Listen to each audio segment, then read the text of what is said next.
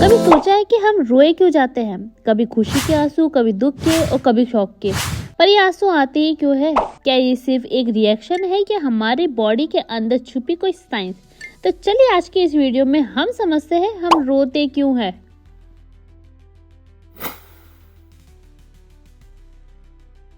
सोचो एक मोमेंट है, तुम्हें कोई ऐसा सरप्राइज मिलता है जिसका तुम्हें बिल्कुल भी अंदाजा नहीं था। तुम खुशी से रो पड़ते हो।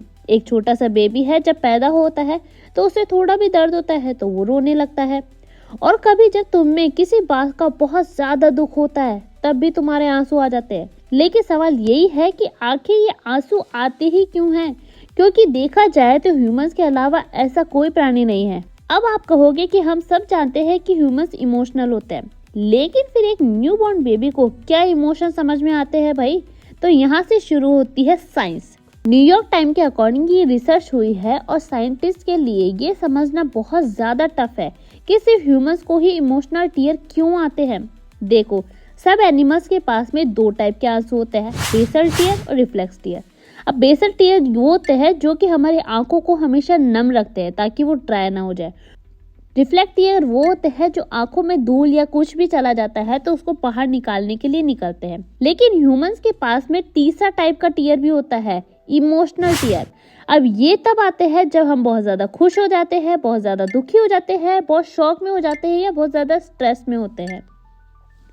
साइंटिस्ट का कहना है कि इमोशनल टीयर सिर्फ इमोशनल का रिएक्शन नहीं होता है, ये एक्चुअली हमारी बॉडी का स्ट्रेस रिलीज करता है। जब हम इमोशनल होते हैं तो हमारा ब्रेन का एक पार्ट, हाइपोथैलेमस, एक्टिव हो जाता है। वो हमारे हार्मोन्स को सिग्नल देता है और हमारी लैक्रिमल ग्लैंड यानी कि जो आंखों के ऊपर होती है वो आंसू बनाने लगती है।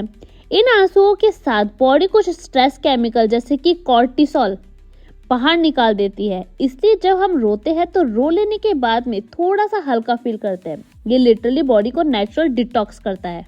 अब सवाल ये आता है कि सिर्फ ह्यूमंस ही क्यों रोते हैं? साइंटिस्ट अभी तक 100% श्योर नहीं है, लेकिन उनका ये कहना है कि हमारे कॉम्प्लेक्स इमोशनल और सोशल बॉन्डिंग की वजह से ही होता है। रोना एक इमोशनल सिग्नल है जो दूसरों को ये दिखाता है कि हमें हेल्प चाहिए, कंफर्ट चाहिए।